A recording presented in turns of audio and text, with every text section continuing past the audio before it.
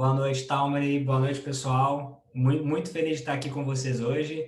É sempre um prazer voltar a casa em alguma medida, né? O Movimento Empresa Júnior, a Brasil Júnior, em especial com o que a gente tem feito hoje enquanto emerge e o projeto com um foco muito estratégico que a gente acredita muito. E para falar disso, a gente preparou uma apresentação para aprofundar nessa temática com vocês, mas além de mim aqui do time da Emerge, a gente também está com o Yuri Trigo, que foi diretor da Brasil Júnior no ano passado, né? Então muitos de vocês possivelmente já o conhecem, ou já ouviram falar, ou se participaram do Emerge virtual no ano passado, né, Yuri? Possivelmente viram você também. E a gente também está com a Carol Urenha, que é do nosso time aqui da Emerge também, que também foi do Movimento Empresa Júnior, lá da Geofísica, da USP, e também do Núcleo USP Júnior. E a gente, inclusive, juntos até trabalhamos num projeto, em alguma medida piloto, sobre transferência de tecnologia no contexto da Universidade de São Paulo, no final de 2018, início de 2019. Então, estamos todos aqui com vocês, muito empolgados com a possibilidade desse projeto, com essa temática desse projeto, que a gente acredita muito que pode não só alavancar os resultados das EJs, mas contribuir de uma forma efetiva para o desenvolvimento econômico nacional. Assim, a singularidade que o Movimento Empresa Júnior tem enquanto estrutura, enquanto ramificações, enquanto propósito que tem, pode, sem dúvida alguma, alavancar ainda mais, muito junto ali com o propósito em si do Movimento Empresa Júnior.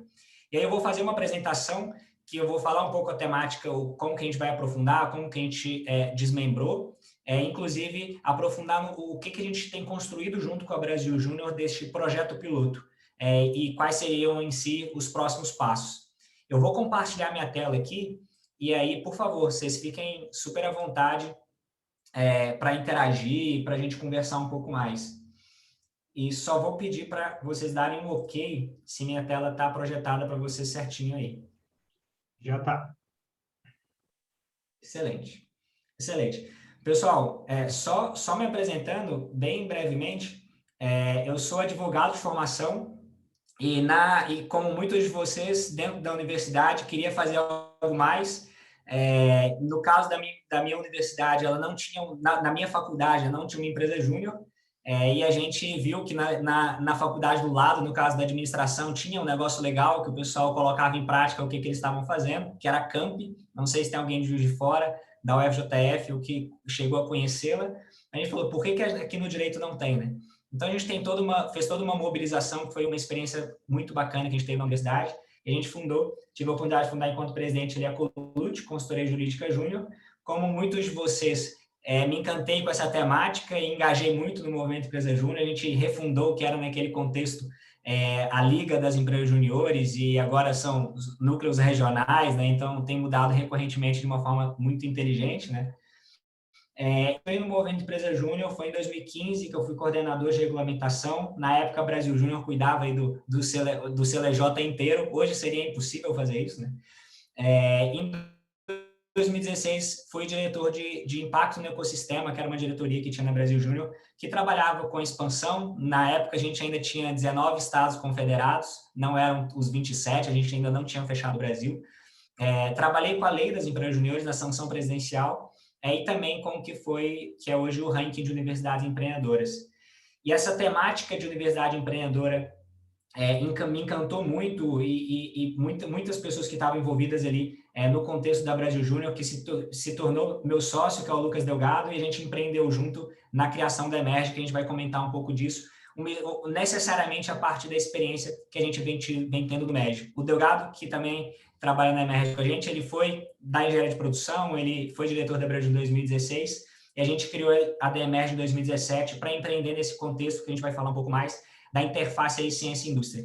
E continuo, eu brinco que depois de ter feito o direito na Universidade Federal de Juiz de Fora, para me defender, eu fiz um mestrado em modelagem de sistemas complexos na Universidade de São Paulo, aprofundando ainda mais na temática de universidade, como ela se relaciona com o ambiente, como que a gente pode estimulá-las de uma forma ainda mais positiva.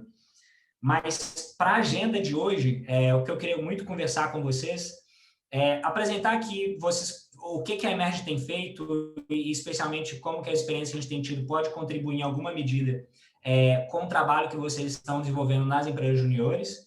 Queria dar muito um contexto para vocês sobre inovação e ciência, especialmente onde a gente está enquanto país. e, em seguida, aprofundar um pouco em alguns conceitos, em algumas temáticas de transferência de tecnologia de fato, do arcabouço que a gente tem possível dentro das universidades sobre inovação, e, em seguida, aí sim, e de uma forma bastante objetiva, como que se dá essa relação e como que a gente pode abrir avenidas para construir essa interface das empresas juniores e transferência de tecnologia. Em seguida, dando passos ainda mais práticos, por onde começar, e depois o Yuri vai aprofundar em como vai ser, de fato, esse programa piloto que a gente está idealizando e construindo junto com a Brasil Júnior. Tudo bem aqui nessa agenda? Qualquer coisa, vocês vão dando um alô, viu? Eu estou com a telinha pequenininha aqui. Se minha internet falhar, que a gente vai falar de tecnologia, inovação e ciência, sempre vai ter algum problema, seja no PPT, seja na internet, mas a gente resolve isso fácil também. Então, vocês ficam à vontade. Mandam uma mensagem. Se eu cair 100%, o Yuri ou a Carol ou o Talman me mandam uma mensagem no WhatsApp. Mas eu acho que vai dar tudo certo aqui para a gente, viu? E, por favor, se quiserem interromper em alguma parte, eu acho que a gente tem um espaço ao fim para a gente conversar bastante. Muitos dos feedbacks ali das pessoas que se inscreveram para participar, um dos pedidos era de fato ter espaço para a gente perguntas, interação. Então, tentar ser bastante objetivo aqui para a gente ter de fato esse momento de troca que vai ser muito rico e para vocês ficarem muito à vontade de interagir, compartilhadores e a gente poder endereçá-las de alguma forma, da melhor forma possível. Mas vamos lá, pessoal.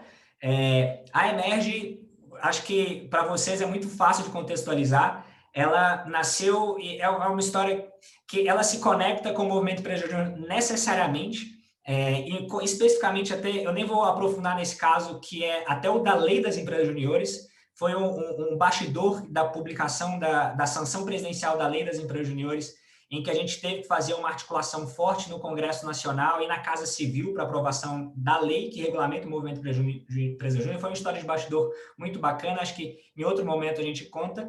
Mas depois que a gente aprovou a lei das empresas juniores, a gente discutiu e pensou o que mais a gente pode fazer para contribuir com o cenário acadêmico e universitário brasileiro. E aí a gente pensou, por que não a gente cria um ranking, cria um índice para a gente estimular positivamente o que a gente, enquanto estudante, enquanto movimento, enquanto sociedade civil, quer contribuir. Além de reclamar, a gente quer fazer parte de uma solução efetiva para que a universidade nossa seja melhor. E aí a gente, enquanto Brasil Júnior, criou ali o ranking de universidades empreendedoras. Esse projeto vocês conhecem muito bem no âmbito da Brasil Júnior, se tornou política pública, é fantástico, né? E a gente, quando eu falo a gente, estou muito falando eu e o Delgado, que foi diretor da Brasil Júnior comigo também, a gente participou muito desse processo, e a gente se encantou com essa temática de universidade empreendedora, vendo que não existe região ou país no planeta Terra que desenvolveu ou prosperou sem o intercâmbio positivo, ciência, indústria, academia e mercado. E a gente via que o Brasil estava longe ainda desse contexto. A gente via muita ciência sendo produzida no Brasil, o Brasil sendo referência no que tange a produção científica, muito empreendedorismo também, mas o empreendedorismo ainda muito atrelado à pauta digital, transferência tecnológica e, às vezes, empreendedorismo mais convencional. A gente não via essas duas coisas juntas. O empreendedorismo com a ciência, o que a gente fala ali do deep tech, o hard science, a inovação com base em ciência. E a gente passou, a gente quis dedicar a este contexto. Então, a gente criou a Emerge com esse objetivo, de, em 2017, a partir das experiências que a gente teve, dedicar a vida e carreira à temática de integrar cada vez mais ciência e mercado para produzir inovação e negócios. Então, é por isso que a gente nasceu e é com esse objetivo que a gente tem, e esse fato se conecta, sem dúvida alguma, com o dia a dia de vocês, do movimento Empresa Júnior, das empresas juniores de forma geral. E aí, para isso, pessoal, a gente tem trabalhado muito com a comunidade científica, com cientistas que querem inovar, querem tirar suas pesquisas da bancada e levá-las para o mercado de forma geral. E para isso a gente tem feito várias ativações, desde produzir mais do que conteúdo, mais conhecimento sobre essa interface, né? Então, a gente tem um podcast, a gente entrevista os principais cientistas, investidores, industriais que estão investindo nessa pauta, nessa temática. A gente preparou um curso voltado para cientistas, com essa experiência que a gente tem feito desde 2017, a gente ministra isso, por exemplo, para a Sociedade Brasileira para o Progresso da Ciência, e já foram mais de 800 cientistas com os quais a gente já trabalhou, já interagiu e já formou de forma geral. E, ao mesmo tempo, a gente tem feito eventos, ativações, e, de forma geral, com a comunidade científica, viu? Mas uma pauta que a gente viu muito importante é que, ao trabalhar com dezenas de cientistas, especialmente ali em 2017 e 2018, a gente contribuiu para a geração de mais de 40 spin-offs acadêmicas, que iam de bioimpressão de vasos e tecidos, a novos fármacos, a novas formas de geração de energia, novos materiais.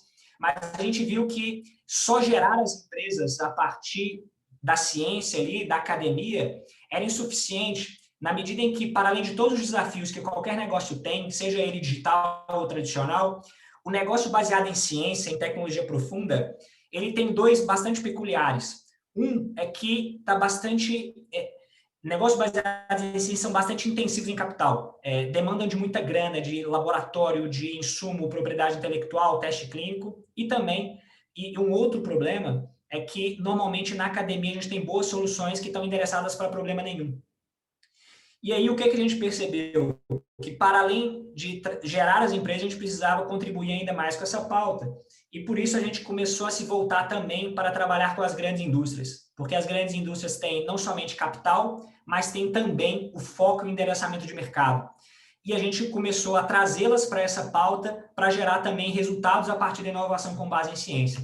E, então, a gente tem trabalhado em várias verticais com grandes companhias, desde diversos setores, né, desde o setor farmacêutico com Novartis, em transplante de órgãos, Corofarma, em ciências da vida de forma geral, com a Shea, Nintex, na área de alimentos com a BRF, JBS, Natura, na área química com a Roger Solvay, infraestrutura com a Andrade Gutierrez, em várias temáticas que vão desde definições estratégicas, prospecções, mapeamentos, integrações de negócios baseados em ciência dentro do processo produtivo, e treinamento de forma geral de como gerir esse processo de P&D, de como se relacionar com o ambiente acadêmico, científico e desenvolvimento tecnológico de forma geral.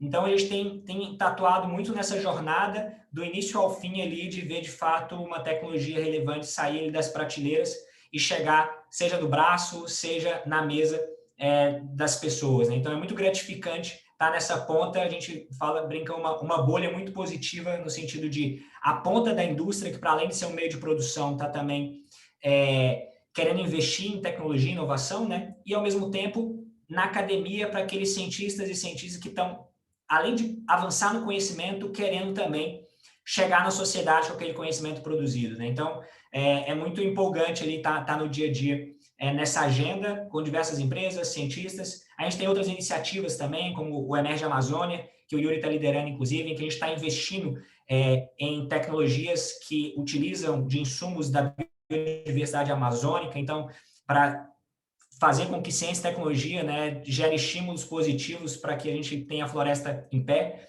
Então, a gente tem sempre atuado em projetos que contribuam nessa temática, e a gente acredita muito que as empresas juniores podem ser uma plataforma muito positiva para a gente melhorar esse cenário brasileiro, que é a pauta que eu quero passar aqui com vocês, de um contexto bastante geral, só para situá-los e para a gente, em seguida, aprofundar no que a gente acredita que pode gerar bastante resultado para vocês enquanto empresas juniores no dia a dia.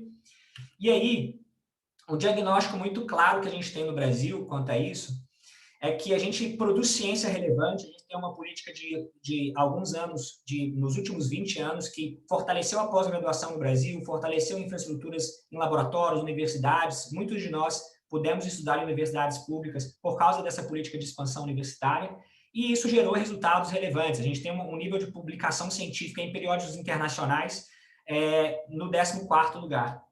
Da mesma forma, a gente é uma economia relevante no cenário global. A gente, infelizmente, caímos esse ano, mas a gente ainda é a 12ª economia no ranking internacional. Mas esses números são muito discrepantes dos outros dois últimos aqui, que a gente, apesar de ser relevante, apesar de produzir ciência, apesar de ter um povo empreendedor em alguma medida, a gente não é competitivo e a gente não é um país inovador. Isso pelos rankings de competitividade do Fórum Econômico Mundial ou do Global Innovation Index. E isso aqui é um problema bastante complexo, longe de ter uma bala de prata, né, uma única forma que vai solucionar. São várias iniciativas, né? A gente, enquanto Emerge, tem atuado em uma vertente, mas precisa de muita coisa para isso contribuir, para reverberar esses números. Quem sabe, e a gente acredita muito, que as empresas juniores podem contribuir de forma relevante com esse cenário. E aí, eu vou trazer alguns números e alguns dados para contribuir em alguma medida com esse contexto. E longe de mim falar que, por exemplo, no caso agora, patentes seja um resultado finalístico, né? Ele é um indicador com suas partes positivas e negativas de qualquer indicador. E o Brasil, ao longo de uma política que tem acontecido, estímulos, né, para que a gente deposite mais patentes, entre mais nesse cenário de inovação, e os resultados são relativamente positivos aqui. Então, de 95 para 2020, de onde a gente tirou esses dados aqui para fazer essa apresentação para vocês, a gente quase dobrou aqui, quase triplicou, né, o número de depósitos de patentes no PCT, né, que são globais, na fase nacional, por residentes, né? Isso são pessoas brasileiros depositando nessa temática internacional. Então, a gente tem crescido ao longo dos anos. Mas quando a gente começa a comparar com outros países, por exemplo, Israel, que é uma economia menos relevante, é um país que tem menos produção em termos absolutos, né? Ele é um país relevante, mas a gente ainda desponta aqui quanto a Israel, que é um exemplo que é sempre trazido, no que tange a depósito de patentes. Mas quando a gente começa a comparar e trazer outras economias ainda mais fortes, como, por exemplo, o Reino Unido, por mais que o Reino Unido tenha declinado em depósito de patentes ao longo dos últimos anos, ainda é um pouco mais que o dobro ali de depósitos de patente que eles têm anualmente em relação ao Brasil. E quando a gente traz outras economias, como, por exemplo, os Estados Unidos, o que a gente tem de depósito de patentes e de evolução é basicamente se torna quase nulo aqui, né? Não tem, assim, some aqui na escala do gráfico o resultado e o crescimento que a gente teve quando a gente compara com os Estados Unidos. E ainda mais quando a gente traz um país como a China, por exemplo. E a China é um caso interessante que a China fez o primeiro ranking de universidades globais em 2003. E naquele ano não tinha nenhuma universidade que era melhor que qualquer universidade chinesa. A chinesa não aparecia em nenhuma das 100 primeiras em 2003. E com o ranking de hoje, eles passaram a ter um investimento forte em política de universitária e em desenvolvimento científico. Hoje a China tem mais de 5 entre as 50 primeiras, e o Brasil permanece com a primeira que ele tinha, que era 220, 250, que era a Universidade de São Paulo, exatamente na mesma posição. E os resultados econômicos, além de investimento nisso, também vem a longo prazo, né? É muito discrepante o desenvolvimento chinês quando se trata de depósito de patentes, para além de todas as discussões que patentes possuem. E um deles, inclusive, são os resultados que isso gera. E quais são os resultados que você pode gerar? Porque a patente em si, ela pode ficar guardada na prateleira, mas a patente precisa ser utilizada. E ela ser utilizada se trata de licenciamentos, transferências de tecnologia de forma geral. E quando a gente pega os dados brasileiros na balança de pagamento, que é a balança comercial brasileira mesmo, e tem uma alíquota ali específica que chama Serviço de Propriedade Intelectual. A gente extraiu esses dados para ver quanto que o Brasil está ganhando dinheiro de royalties e quanto que o Brasil está pagando de royalties. E quando a gente olha esses dados, são bastante, assim, preocupantes, né? Que a gente tem, apesar de ter crescido muito pouco o serviço de propriedade intelectual, o nosso débito está crescendo muito mais, o que gera que o nosso saldo fique bastante negativo ao longo prazo. E quando a gente fala de uma economia do conhecimento, cada vez mais propriedade intelectual, tecnologias são mais relevantes no cenário competitivo. E esse dado é um indicador que nos preocupa bastante, que a gente tem que começar a mudá-lo em alguma medida para se tornar relevante, competitivo e um país próspero em alguma medida, né? E, para além disso, além da grande preocupação que a gente tem nesse cenário competitivo, uma preocupação que nós, enquanto sociedade civil, temos que ficar bastante atentos é o esvaziamento de recursos endereçados hoje para o desenvolvimento de ciência, tecnologia e inovação no Brasil. A gente tem, aqui foi um dado que a gente extraiu das principais fontes de financiamento à pesquisa, né? Então, a gente tem um crescimento relevante ali, especialmente aqui nos anos entre 2012 e 2016. Muito deles se tratam aqui até da CAPES, do Programa Ciências Sem Fronteiras, viu? Mas o que a gente tem desde então é um declínio não só da CAPES, mas de todas as outras fontes, como CNPq, Fundo Nacional de Desenvolvimento Científico e Tecnológico, são fontes essenciais de qualquer nação que se pressupõe o crescimento a longo prazo, né? Isso aqui a gente está falando das fontes públicas. E quando a gente fala de estratégias assim, tem que ser somados, né? Somar cada vez mais investimento público e somados cada vez mais investimento privado. Os dados de investimento privado demonstram um crescimento, mas um crescimento tímido, pelo que a gente precisa. Mas esses são dados bastante relevantes, inclusive para vocês que estão hoje no ambiente acadêmico e vocês veem isso no dia a dia, a falta de potenciais recursos do ambiente de investimento em pesquisa, tecnologia e ciência no Brasil de forma geral. Mas, para trazer alguns outros finalistas para terminar esse contexto, o que a gente tem de crescimento ainda mais relevante que de patentes é quando a gente fala de publicação científica. Diferentemente de patente, publicação científica a gente tem crescido de uma forma ainda mais relevante. Isso, inclusive, também fruto de um investimento de longo prazo, de pós-graduação, de expansão universitária, expansão do centro de pesquisas, e fez com que o Brasil saísse de uma figura bastante relevante de produção científica, uma figura relevante hoje, quando a gente está falando de produção científica no mundo. Quando a gente começa a comparar com outros países, o nosso crescimento ele fica um pouco mais tímido, mas não tão irrelevante quando a gente fala de patentes. Então, a gente ainda continua produzindo mais que Israel, a diferença relevante ali para o Reino Unido, e quando a gente vê a disputa grande ali entre China e Estados Unidos. Mostra que há uma competição relevante no cenário global disso, a gente tem algum lugar, mas a gente precisa extrair ainda mais resultado e ainda mais resultados ainda mais produtivos sobre isso. Aqui um comparativo bem objetivo sobre tendência de publicação de depósito de patentes, né, e publicações científicas. As colocações dos países quase que são similares, mas a proporção muda bastante.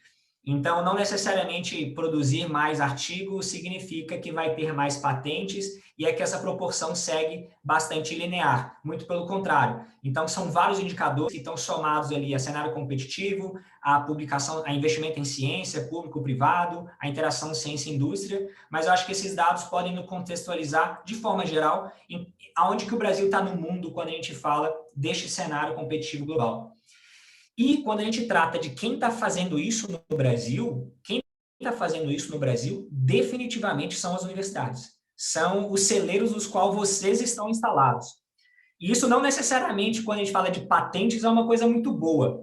Porque quando a gente vê o ranking de patentes, o último que saiu pelo Instituto Nacional de Propriedade Industrial, que é o NPI, é o escritório que gerencia isso, das 20 primeiras posições que mais depositam patentes no Brasil, 17 são universidades. E outras 3 somente são empresas, que é a Petrobras, CNH e a Bosch. E isso, por exemplo, nos Estados Unidos, a primeira universidade vai aparecer só lá na ponta, no lugar 70, 80 do ranking deles.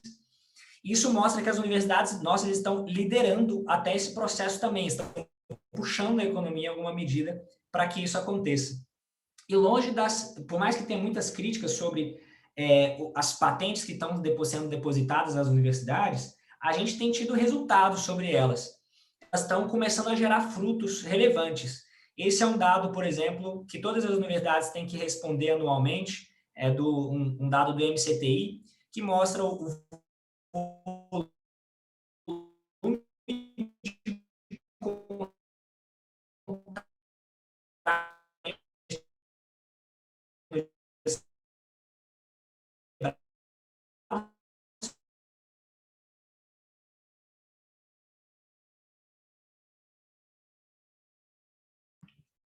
caminha bastante. Mas a direção está correta. E esses volumes estão crescendo, seja em montantes, né? Aqui não coloquei, mas são milhões, né?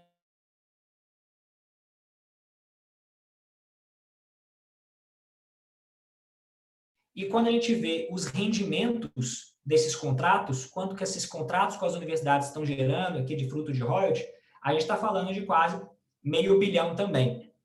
Isso ainda é muito pouco quando a gente fala num cenário brasileiro e do potencial que a gente tem. Mas mostra que as estruturas estão começando a ser criadas, os direcionamentos estão estabelecidos, o que a gente precisa fazer com que isso aconteça mais e de uma forma ainda mais profissionalizada. E, sem dúvida alguma, as empresas juniores podem reconhecer bastante o seu papel aqui. Pessoal, eu vou falando disso bastante empolgado, tá? Porque são dados que, assim, é bastante interessante de ficar analisando e aprofundando a temática, não só quando você pega ali o propósito do Movimento Empresa Júnior, de um Brasil mais empreendedor, mais ético, competitivo, educador e colaborativo, quando a gente aprofunda nos dados que a gente tem nessas temáticas, e sem dúvida alguma esse propósito do Movimento Empresa Júnior acaba ficando incutido em muitos de nós por muito tempo, e como ansiosos que somos e práticos que somos ao mesmo tempo, a gente começa a pensar como que a gente pode contribuir com esse cenário de forma geral, né? Então, eu quis trazer esses dados bastante pontuais aqui, longe deles te darem um diagnóstico perfeito. A gente poderia discutir muito sobre cada um deles, aprofundar muito sobre esse cenário, mas eu quis dar só um panorama geral para situá-los em alguma medida, tá? E aí, para não ficar tomando muito tempo de vocês, eu queria ir até mais objetivo em vários dos tópicos para que a gente possa discutir no final sobre o que a gente pretende fazer juntos. E aí já começa a trazer a temática de transferência de tecnologia. Transferência de tecnologia é um conceito que a gente está falando sempre, e o que a gente vai propor aqui ao fim do dia é sim transferência de tecnologia, mas não necessariamente, porque os conceitos são bastante fechados em alguma medida, e a gente vai deixar bastante poroso para a gente poder criar, inclusive, coisas novas que não são necessariamente só transferência de tecnologia, mas que estão tangentes a esse cenário. E aí é um cenário em que as empresas juniores podem atuar bastante. E aí, transferência de tecnologia é um conceito, tem vários, a Comissão Europeia tem esse que eu gosto muito, que a gente está falando de transferir resultado da pesquisa e da tecnologia para o mercado e sociedade de forma geral. Então, de uma forma bastante objetiva, transferir tecnologia é isso, é o conhecimento científico e tecnológico que está sendo produzido e que você vai fazer com que ele chegue na sociedade. Então, assim, a gente pode falar de diversos exemplos, que vai de vacinas a microchips e computadores, mas tem muito... Aqui, o conceito de transferência de tecnologia se divide nas caixinhas, especialmente quando a gente fala até no cenário normativo. Então, quando a gente vai lá para o INPI, ele conceitua ali o que é transferência de tecnologia. É fazer com que o conhecimento saia de uma instituição científica e tecnológica chegue na sociedade. Esses mecanismos são a licença de direito de propriedade intelectual, ação de serviço de assistência técnica e franquia empresarial. Então, por exemplo, a licença e a cessão, a melhor analogia que dá para ser feita aqui é um aluguel e uma venda.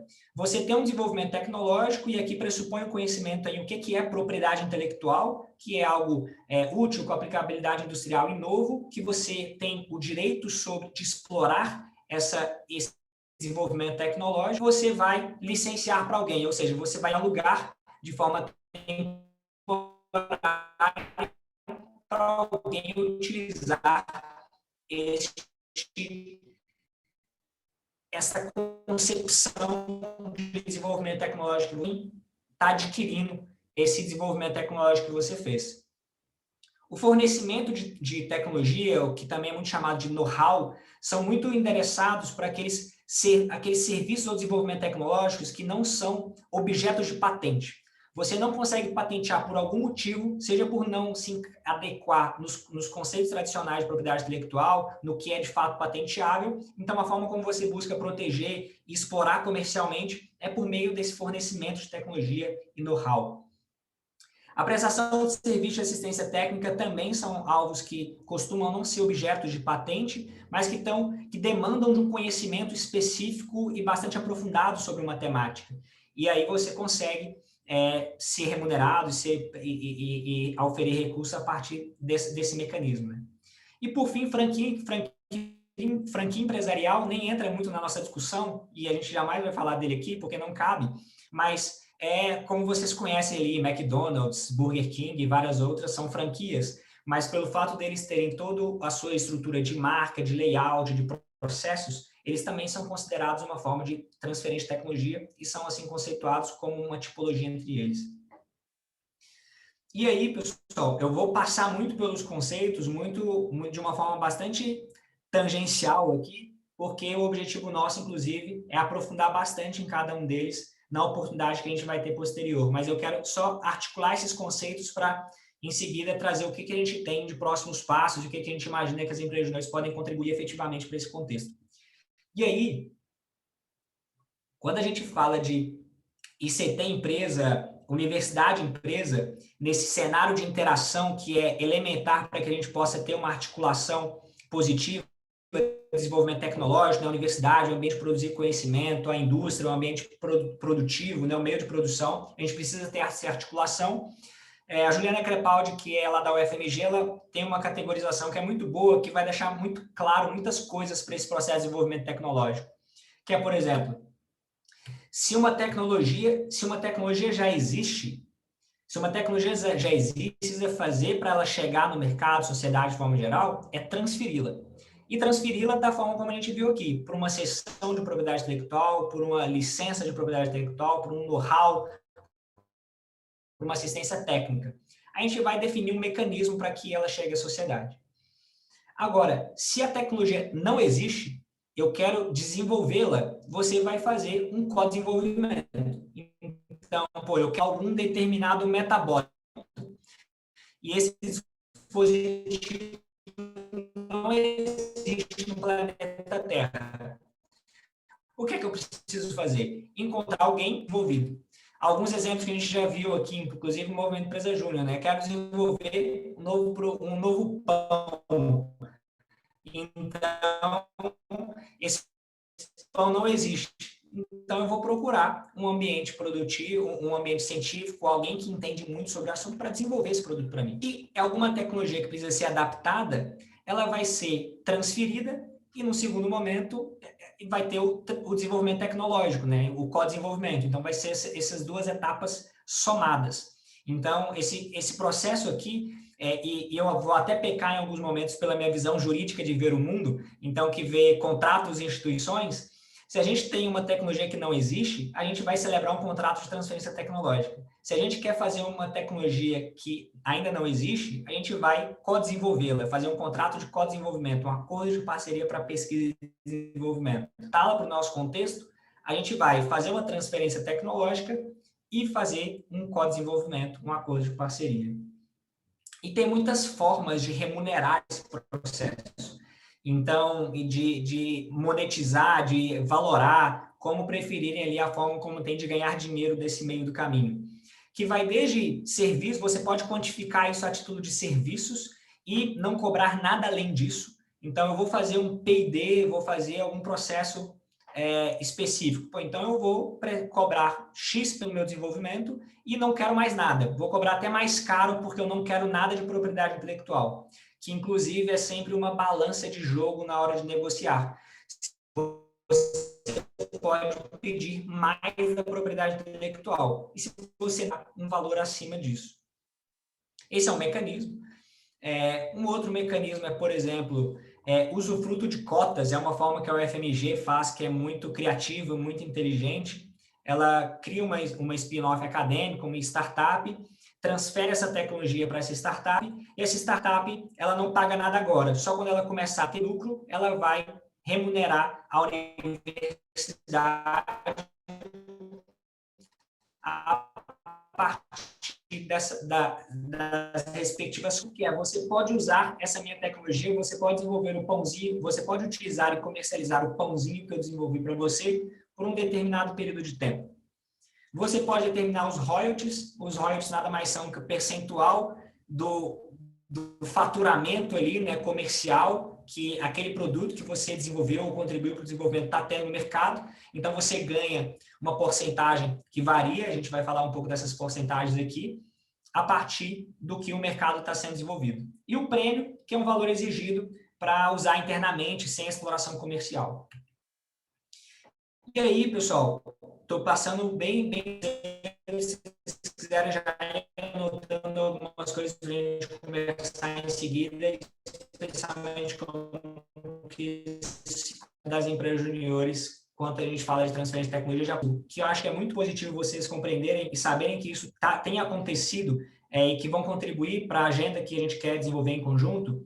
É o cenário até normativo que a gente tem no Brasil bastante positivo, quando a gente fala de intercâmbio universidade-empresa, transferência de tecnologia. A gente recentemente teve uma emenda constitucional que colocou lá na Constituição inovação como um relacionamento positivo entre a a universidade pública, centro de pesquisa públicas e um ambiente produtivo. A gente teve a reformulação na lei de inovação completa para flexibilizar esse cenário. Então, muitas vezes, as universidades que tendem a ser enrijecidas e burocráticas com essa pauta, eles têm hoje bastante mecanismos e estão bastante flexíveis, que teve um decreto que regulamentou, que a própria lei de propriedade industrial é bastante segura quando a gente trata dessas temáticas, e o INPI tem várias resoluções que deixam bastante categóricos o que deve ser feito. Então, o ambiente normativo, para onde a gente deve caminhar e qualquer detalhe sobre insegurança jurídica são bastante resolvíveis, assim, não, a gente não tem muito desafio quanto a isso. A questão é a gente gerar resultado a partir do que já existe no ambiente normativo e no que já é permitido a gente fazer, que está em consonância com qualquer país desenvolvido, com qualquer economia mais robusta. Mas, para além do que é permitido e de como acontece, eu queria passar com vocês de alguns dos mecanismos que são possíveis de fazer isso, especialmente previstos até na lei de inovação, mas de uma forma que fique mais prático para vocês visualizarem. E para vocês visualizarem isso, eu queria usar esse mecanismo aqui de transferência de conhecimento, que é muito mais abrangente do que transferência de tecnologia, em que permite outras facetas que a gente pode explorar. E aqui, brincando com um cenário que a gente tem um empreendedor acadêmico, entende isso, um cientista que cria uma empresa, num estereótipo, né? E de um outro lado, um pouco mais informal, um acadêmico empreendedor, um professor estabelecido ali no seu centro de pesquisa, liderando o seu laboratório, que quer inovar e quer chegar no mercado e quer fazer com que suas tecnologias prosperem em alguma medida. E neste meio do caminho, a gente tem muita coisa. E essa muita coisa vai desde criar as startups, então é bastante positivo hoje, estimulado dentro da academia, que se crie empresas para explorar comercialmente tecnologias. A gente tem N casos no Brasil que a gente poderia contar, N casos fora do Brasil, mas aqui um caso bem objetivo. A primeira startup adquirida pelo Google fora do Vale do Silício foi no Brasil e foi em Belo Horizonte. O professor emérito, que é o Nível Ziviani, ele criou um buscador em 2003, 2004, que foi adquirido pelo Google, e a UFMG, por meio da sua fundação, participou desse processo e recebeu volumes bastante relevantes de recursos que têm gerado bastante resultado para eles até hoje, de financiamento de pesquisa, de bolsas, inclusive o centro de pesquisa do Google está inserido hoje no Brasil, está em Belo Horizonte, muito por causa dessa história toda também. Então, tem muitos casos e, inclusive, as universidades podem participar desse processo. Então, aquele grande estereótipo ali do professor, pesquisador da universidade que não quer ter relacionamento com a empresa, é conservador, ele até existe, pode existir, mas sim, ele está longe da corrente principal aqui, longe da temática principal. E as startups, elas... falando das startups aqui, né, aprofundando um pouco sobre cada um deles, tem um caminho natural que elas podem percorrer quando se trata de propriedade intelectual, que é um tema muito relevante quando a gente fala de empresas nascidas dentro da universidade, que pressupõem o conhecimento. A partir do diagnóstico, do entendimento da tecnologia e do que ela pode ter de potencial enquanto mercado, se depositam as patentes e, a partir disso, normalmente ela tem dois caminhos. Ou os cientistas, empreendedores desejam abrir uma startup para explorar comercialmente a tecnologia, ou eles querem procurar algum parceiro industrial para transferi-la por meio de licenciamento, por exemplo, e eles utilizarem essa tecnologia. E propriedade intelectual é tão importante que a gente fez uma pesquisa no ano passado, que é o Horizonte Inovação e Ciência, para entender essa perspectiva do ambiente científico brasileiro, e as startups que tinham parcerias com as universidades de patentes em cotitularidade tinham uma chance 4,2 vezes maior de receber investimento da indústria. Então, provando que estar dentro da universidade, que é o caso de vocês, inseridos dentro da universidade, traz uma credibilidade muito relevante, inclusive para obter investimento financeiro das indústrias. E a mesma coisa de 2,5 vezes maior para ter qualquer tipo de outro tipo de relacionamento, que não investimento nesse caso, né? Como, por exemplo, prestação de serviços, parceria para co-desenvolvimentos. Então, assim, mostrando que a universidade, no Brasil, inclusive, gera uma credibilidade muito forte para vocês que estão dentro da academia e podem se relacionar com o ambiente para o desenvolvimento tecnológico. Isso é muito bem visto, inclusive os dados mostram isso. E aí aqui é um dado que a gente trouxe por setores e formas de relacionamento que normalmente as indústrias têm com as startups nascidas da academia, né, as spin-offs acadêmicas. Vão desde grande parte tendo elas como clientes, então grandes indústrias têm essas startups como clientes, ou principalmente como parceiras no co-desenvolvimento. Então, as startups ali nascidas celebram parceria com as indústrias para co-desenvolver tecnologias em conjunto. E passando por um outro mecanismo que a gente tem aqui em canais de transferência de tecnologia, né, que aí é o caso que eu citei bem, de conhecimento, que eu citei bem lá no início, que é licenças e as patentes. Isso é totalmente permitido e estimulado e muito flexível hoje no ambiente acadêmico, tá? Que a gente consiga fazer os licenciamentos das patentes ali produzidas. Então, quer dizer, basicamente, um desenvolvimento tecnológico, você quer que alguma indústria utilize disso e gere produto, processo ou serviço inovador a partir disso.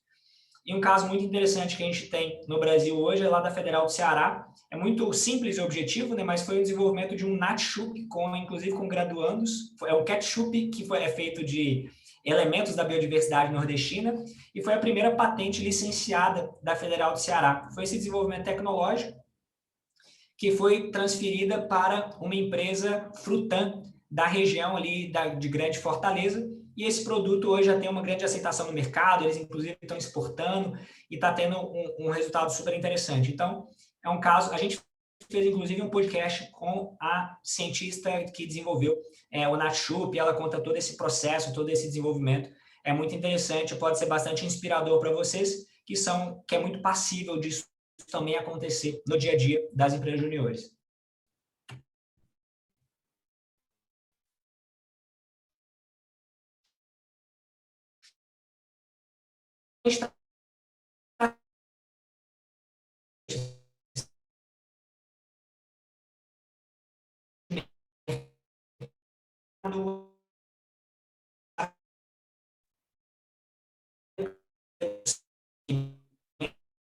Vai depender da maturidade que a técnica da indústria vai depender.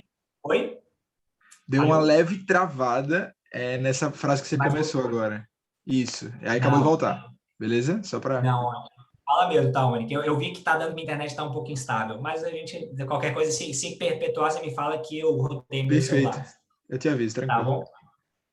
Mas aqui estava falando só dos royalties, né? Então, eles variam muito o setor de maturidade tecnológica, de alguns outros fatores, de comparativos, né, de múltiplos, mas aqui nesse dado que a gente gerou na nossa pesquisa, no Horizonte de Inovação e Ciência, a gente percebeu que eles seguem padrões de mercado que vai ali entre 1% a 5% normalmente, a grande parte dos royalties. Então, de faturamento dos produtos. No caso do nat-chup, imagina que eles iam vender lá a R$10 o nat-chup, a UFC tem um contrato de 3% de royalty. Então, eles vão receber ali 30 centavos por cada unidade de nat-chup vendida. E aí, um outro mecanismo relevante de transferência de conhecimento que a gente tem são estruturas compartilhadas, a gente tem vários exemplos disso, né? Cada vez mais, quando a gente fala de inovação aberta, você precisa se distribuir, você precisa de beber de várias fontes, né? Então, laboratórios, coworkings, espaços de forma geral. Um caso muito interessante é o Research Center for Gas Innovation, com a Universidade de São Paulo, com a Shell, que eles têm um centro de pesquisa incrível ali dentro da Poli, que é totalmente permitido no ambiente público, universitário, você criar essas estruturas e partilhar desses processos. Um outro exemplo que é muito interessante de transferência de conhecimento e muito prático para vocês é a própria pesquisa e desenvolvimento, os acordos de parceria para pesquisa e desenvolvimento, que é o co-desenvolvimento que eu tenho falado muito aqui também, e ele é completamente possível e tranquilo e tem modos contratuais e o modus operandi hoje está muito direcionado para ser celebrado dessa forma, que basicamente é desenvolver um produto em conjunto, né? Quero chegar em determinado fim, preciso trazer esses conhecimentos, tenho essa demanda, vamos desenvolvê-lo. A gente tem, inclusive, muitos bons casos também dentro das empresas juniores, do movimento Empresa Júnior de forma geral. E um caso que é legal de compartilhar com vocês é o do Vonal Flash. É um medicamento que foi desenvolvido pela Universidade de São Paulo em conjunto com a Biolab. Às vezes, muitos de vocês já tomaram esse medicamento. ele é hoje a patente que mais gera royalty para a Universidade de São Paulo. Esse medicamento gera um faturamento de 150 a 200 milhões de reais ano. O contrato de transferência de tecnologia com a USP é de 5%, então gera ali entre 6 a 7 milhões de reais de royalties por ano para a Universidade de São Paulo. E é muito interessante porque pragmatiza o que a gente está falando de co-desenvolvimento aqui, que foi o seguinte: a Biolab chegou para a USP e falou, quero desenvolver um medicamento que tem essas e essas características.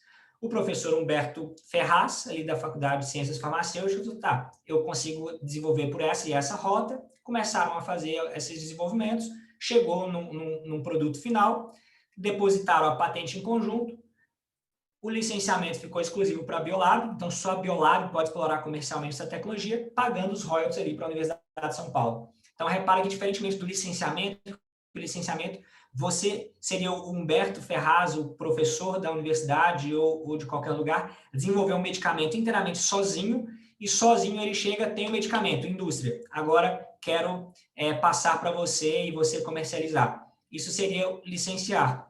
O P&D a indústria veio com um problema e eles desenvolveram junto esse processo. E deste processo gerou a patente, que foi, inclusive, licenciada também. Então, é um processo anterior e não necessariamente dependente. E os principais, e aqui é muito interessante de ver, foi fruto dessa pesquisa que a gente fez, que as principais formas de celebrar contrato com a universidade de P&D parte dos cientistas. Então, os cientistas que prospectam as empresas para fazer P&D, seja o principal, seja o cientista responsável pelo laboratório. Eu vou acelerar um pouco aqui, mas para a gente ter mais tempo, que eu quero aprofundar nessas temáticas e a gente ter tempo para a gente discutir também. E os projetos de P&D, eles variam desde quantidade, né, não são muitos que são feitos, né, então muitos pesquisadores fazem de 1 a 5, e os valores permeiam ali, definitivamente não tem padrão aqui, né, indo de até 10 mil até acima de 500 mil reais cada projeto. Então vai depender de muita coisa, do produto, do mercado, da complexidade, dos custos desse processo envolvidos, né. Serviços, e é o último, eu prometo, ele é o que vocês fazem, né? Aqui a gente está falando mais de serviços que podem ser ainda mais complexos, que é o que, por exemplo, o Instituto de Pesquisas Tecnológicas, ali que está inserido na Universidade de São Paulo, e o IPT faz, né? Então, assim, utilizar aí de espectrômetros de massa, de análises de biotecnológicas e coisas que estão utilizando de uma infraestrutura de pesquisa bastante robusta. Então, é bastante promissor e muitos dos centros de pesquisas funcionam e geram bastante caixa prestando esses tipos de serviços que seguem, inclusive, o mesmo padrão ali dos projetos de P&D. Grande parte dos projetos fechados de prestação de serviços das universidades são prospectados pelos pesquisadores. Dificilmente vem a empresa ali. E vocês conhecem muito bem esse cenário, né? Vocês, enquanto empresa júnior, que tem que ter uma ativação comercial muito forte para conseguir fechar seus projetos. E os serviços, eles não são muitos que cada pesquisador faz individualmente, né, sendo de 1 a 5 aqui a grande maioria, e os valores variam bastante, mas a grande parte deles estão aí em menos de 10 mil reais os valores, estão sendo serviços bastante simples, mas tendo aí um número relevante, 26% entre 10 a 50 mil e 6% aí acima de 500 mil, seguindo até basicamente em alguma proporção, em alguma medida, o Talmani pode me desmentir, mas até o que as empresas juniores prestam ali enquanto serviços, né? A grande maioria está em menos de 10 mil reais e vai diminuindo na proporção. Tá, eu quis fazer esse contexto todo de cenário de transferência de tecnologia brasileiro, de mecanismos e funcionamento e como que a universidade tem se comportado com o cenário produtivo, para trazer aqui alguns direcionamentos que a gente possa pragmatizar bastante como que as empresas juniores podem se intercalar e se constituir quase que como uma plataforma de transferência tecnológica. E um dos motivos pelos quais a gente acredita muito nisso, em conjunto com a Brasil Júnior, é que é muito positivo para o aprendizado e para o aumento de resultados das empresas juniores avançar ali na prestação de serviços mais complexos. Isso vai ser positivo não só para que o empresário júnior e a empresária júnior possa aprofundar ainda mais tecnicamente no que ela tem de conhecimento na sua área, então de utilizar a infraestrutura complexa, desenvolvimento tecnológicos, então de aprender muito, cumprindo de uma forma muito positiva o propósito do Movimento Empresa Júnior, e, ao mesmo tempo, isso gerar resultados ainda mais relevantes do ponto de vista de contratos ainda maiores para as empresas juniores. Ao mesmo tempo, a gente tem inovações relevantes que foram desenvolvidas nas universidades, mas as universidades hoje não conseguem alcançar a sociedade por vários motivos. Então, imagina a agenda do seu professor hoje, ele tem que te dar aula, ele tem que orientar TCC, orientar aluno de pós-graduação, gerenciar o laboratório, fazer P&D, prestar serviço, criar startup, uma agenda burocrática administrativa. O professor ele não consegue necessariamente prospectar empresas ou mesmo empreender em cima de tecnologias. É impossível em tempo para eles. A universidade não consegue fazer isso. Nessas suas estruturas, os núcleos de inovação tecnológica têm braços o suficiente para permear por toda a universidade. E que é um terceiro desafio que conecta de uma forma muito positiva, né? Então, assim, eles imaginam o núcleo de inovação tecnológica, imagina a gente conhece, particularmente eu conheço muito o da Universidade de São Paulo, a USP. Imagina, a USP tem 80 mil alunos, 8 mil professores, e a USP, que é o núcleo de inovação tecnológica, é responsável por identificar, diagnosticar as tecnologias, desenvolver estratégias e transferir essas tecnologias, tem 4 pessoas. É humanamente impossível fazer isso, e nenhuma universidade conseguiria fazer isso. Imagina quando se fala das áreas, né, de engenharia de materiais, a geofísica, alimentos, a farmácia, a nutrição, a física. A gente tem no Brasil uma estrutura, um arcabouço jurídico que permite a gente fazer muita coisa, e, ao mesmo tempo, as empresas juniores, elas, com a estrutura enquanto associação privada, sem finalidade lucrativa, dentro da universidade, com convênios já estabelecidos, com uma rede distribuída no Brasil todo, elas, e com o conhecimento prévio específico daquela área, daquele instituto, somado com o conhecimento de mercado que ela tem desenvolvido ao longo do tempo, isso tudo pode se somar de uma forma muito positiva para que a gente possa, de fato, estender esses muros dos conhecimentos produzidos dentro da universidade e chegar à sociedade de uma forma relevante, em forma de serviços, produtos ou tecnologias inovadoras.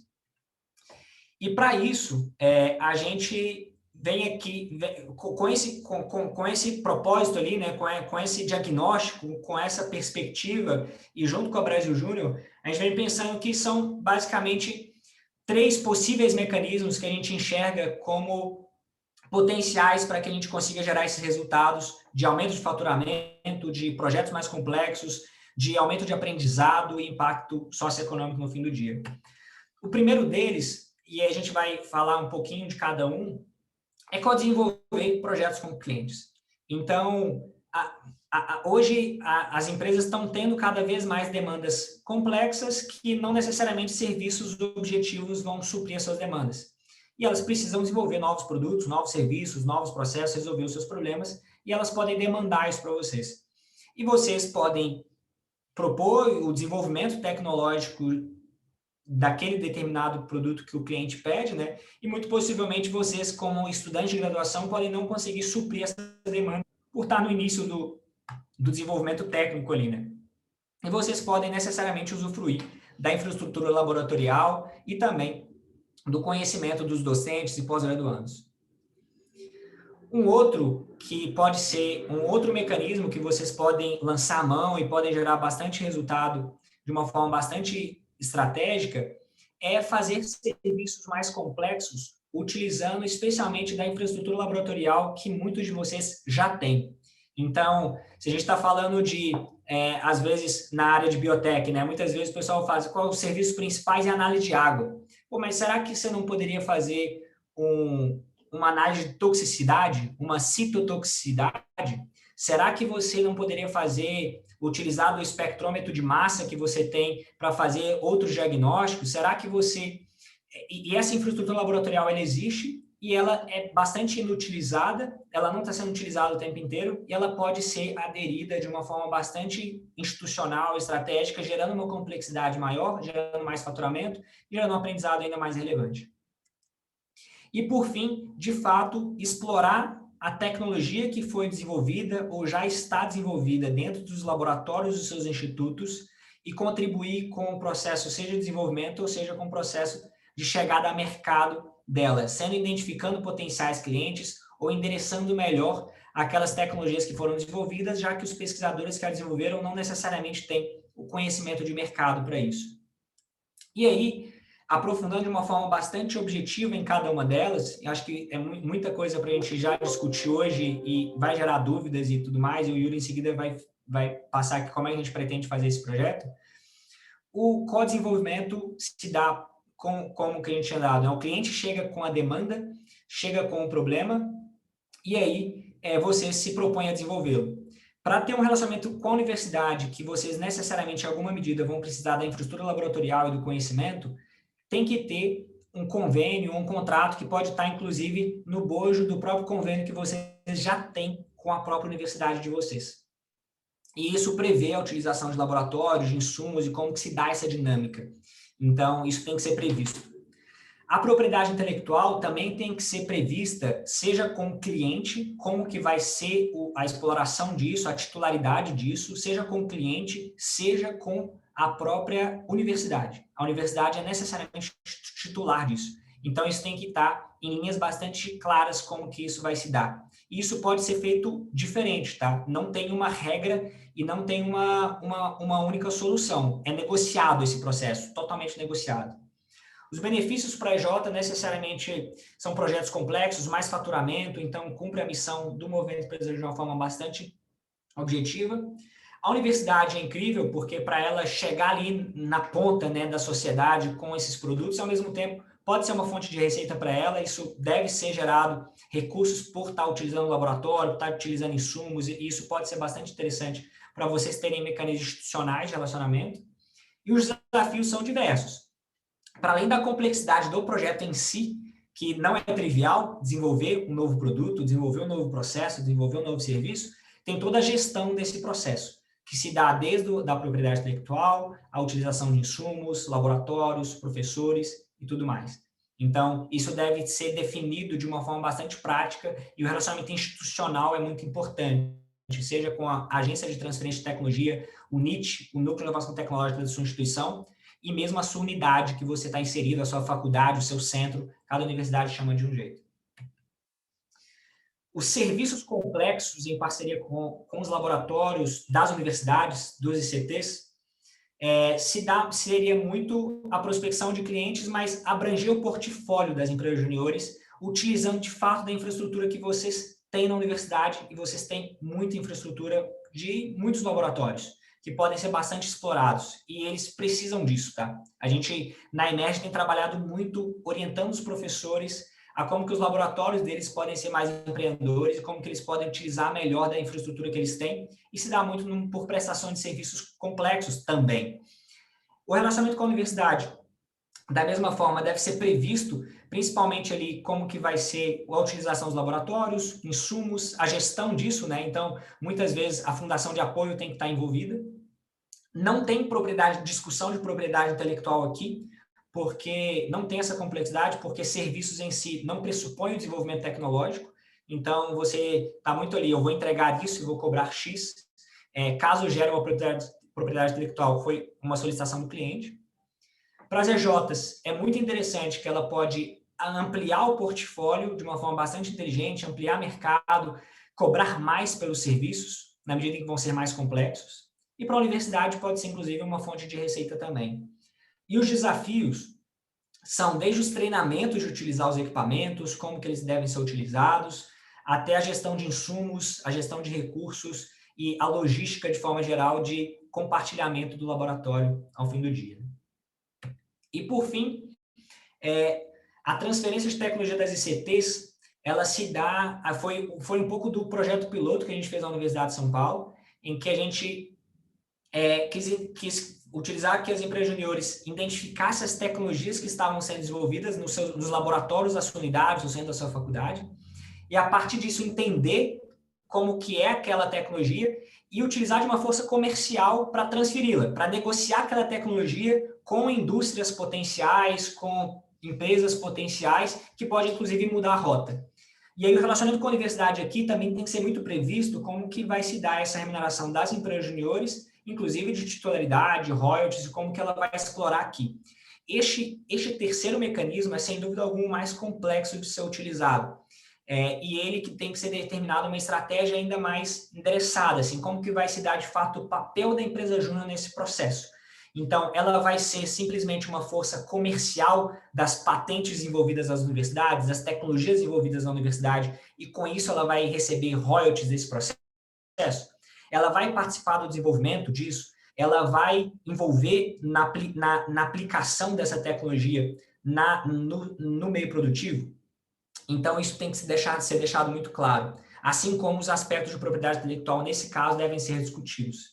E para a EJ é muito interessante porque ela vai aprofundar numa tecnologia de vanguarda, que está ali na vanguarda do conhecimento, que ela longe de estar vendo isso só na graduação. Então, um ambiente bastante de pesquisa, mas de desenvolvimento tecnológico. E, ao mesmo tempo, a universidade é ótimo porque pode ser também uma fonte de receita, pode ser uma fonte de visibilidade. E os desafios são diversos, que vai desde identificar a tecnologia em si, até o mercado e qual que vai ser a potencial aplicação dessa tecnologia. Então, pode ser que demande um investimento de tempo relevante da empresa júnior para, de fato, dedicar a essa terceira vertente. E aí, de uma forma muito prática, e já chamar o Yuri para trazer o que a gente imagina que seja o projeto piloto, por onde a gente pode começar e qual que é os próximos passos que a gente pode dar, além do que é o programa piloto que o Yuri vai apresentar aqui para vocês, e a gente vai ter um tempo legal para a gente conversar ainda.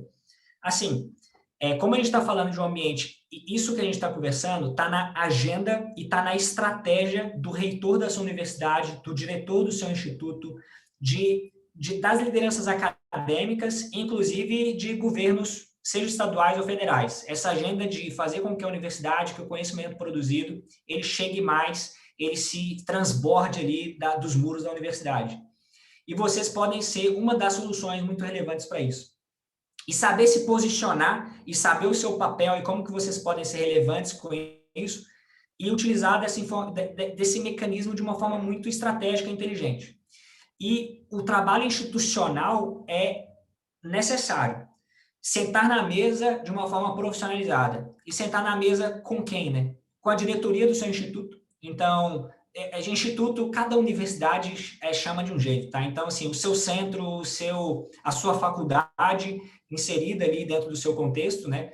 Então, reunir com ele, apresentar aqui, ó, estamos fazendo um projeto de aprofundar em transferência de tecnologia, a gente sabe do potencial que a gente tem aqui dentro, a gente sabe que a gente pode explorar isso de uma forma muito positiva, isso é relevante para o contexto geral que a gente está vivendo, as empresas juniores podem assumir um papel de liderança nesse cenário, ao mesmo tempo, alinhada com a diretoria do instituto, porque isso vai fazer você abrir portas em todos os laboratórios. Muitas vezes a empresa júnior tem relacionamento com dois professores, dois laboratórios, e com essa medida vocês podem expandir de uma forma muito relevante vários outros laboratórios, vários outros conhecimentos, várias outras expertises. Em seguida, reunir institucionalmente com o núcleo de inovação tecnológica da universidade, quem tem o mandato de gerenciar a política de propriedade intelectual, também é muito relevante. E alinhar com ele todo esse envolvimento. Então, olha, a gente está envolvido nesse processo, a gente vai trabalhar esse contexto, a gente vai fazer todas as amarras necessárias para que isso flua de uma forma muito profissional e muito positiva para a universidade, para a empresa júnior e para o desenvolvimento tecnológico. E começar em seguida até um mapeamento com os laboratórios de todo o seu centro, sentar na mesma forma bastante identificada e muito profissional, com entender quais são os equipamentos que tem em cada laboratório da universidade, entender quais são as competências que esse laboratório tem, entender quais são as tecnologias que esse laboratório tem. Então, esses são primeiros passos que podem ser dados para startar esse processo que, sem dúvida alguma, vai gerar muito, muito resultado. E aí, de uma forma bastante prática, queria chamar o Yuri para compartilhar com a gente aqui, a partir de todos esses conceitos, de todas essas perspectivas, o que a gente imagina que a gente possa começar a concretizar ainda mais quase que esse sonho ali de ver as empresas juniores passando a faturar não R$1 milhão, né, mas R$2 milhões, R$5 milhões, R$10 milhões, e fazer com que muita coisa boa que a gente tem produzida resolve muito problema, né? Então, de indústrias, de setores produtivos, que sem dúvida alguma vai dar muito orgulho para todos nós. Yuri, por favor. Boa, Dani. Gente, como o Daniel acabou de trazer aí, a gente sabe que transferência de tecnologia é um tema muito abrangente, muito denso e que poucas pessoas têm contato, principalmente durante o período que está dentro da universidade. Mas a gente sabe que é uma oportunidade muito importante para as empresas juniores estarem atuando é, dentro da universidade, seja focando ali no próprio desenvolvimento do modelo de negócio da empresa júnior, mas até mesmo expandindo um pouco mais o papel da empresa júnior para com a universidade, né? Então, é bem importante que a gente discuta e trabalhe essa temática, e principalmente quando a gente está falando de empresas juniores que trabalham com desenvolvimento científico dentro dos seus cursos de graduação. Então, essa iniciativa que a gente desenhou e essa masterclass hoje, ela foi focada para a gente introduzir um pouco mais esse tema, dar alguns direcionamentos, alguns nortes, mas a gente vai começar agora um programa piloto que a gente desenhou em conjunto com a Brasil Júnior e com algumas federações, para direcionar um pouco mais desse processo e auxiliar com que vocês consigam entender mais sobre esse desenvolvimento tecnológico de base científica e aplicar isso dentro do modelo de negócio de vocês. Pode passar, Dani, por favor. Então, esse programa piloto ele tem aí esse foco de ajudar nesse desenvolvimento e na evolução do modelo de negócio, focando no desenvolvimento tecnológico de base científica. E aí a gente vai focar em trabalhar 3 principais verticais, né? O primeiro, que acho que essas últimas palavras aí do Dani deixou bem claro que é bem importante, que é o relacionamento com a instituição de ensino. Então, a gente, além de trazer bastante conteúdo para vocês, auxiliar e direcionar como que esse relacionamento, quais são os caminhos necessários para essa formalização com a instituição de ensino para que seja possível desenhar e implementar outros modelos de negócio ou até mesmo novas frentes de desenvolvimento dentro da empresa júnior de vocês. Por sequência, né, a gente trabalhar aí a estratégia e o modelo de negócio da empresa júnior, então entender, dentro do modelo de negócio que hoje já existe dentro da empresa júnior, entendendo onde vocês estão situados, quais são as oportunidades dentro do ambiente acadêmico que vocês têm, quais são as possibilidades que a gente pode desenvolver, e, por fim, como gerenciar e aplicar esse processo e criar, né, esse desenvolvimento tecnológico dentro da gestão e da estrutura da empresa júnior de vocês, concretizando esses caminhos e estruturas e ferramentas em conjunto com a universidade, com os professores e com os laboratórios, para que quando vocês recebam clientes, isso seja mais fácil de ser executado. A gente sabe que muita empresa júnior aqui acabou já identificando alguns projetos que já executou que são parecidos com alguns dos cases que o Dani apresentou, mas que, na maioria das vezes, isso não está formalizado dentro da universidade e quase aí 100% das vezes a gente não acaba recebendo os benefícios, né, desse desenvolvimento e dessa transferência de tecnologia, que é essa formalização, esse depósito de patentes, esses royalties, e isso acaba não convertendo em faturamento nem para a empresa júnior, muito menos para a universidade, né? Então, a gente acaba não contribuindo para que essas ferramentas elas sejam concretizadas. E aí, pode passar, Dani?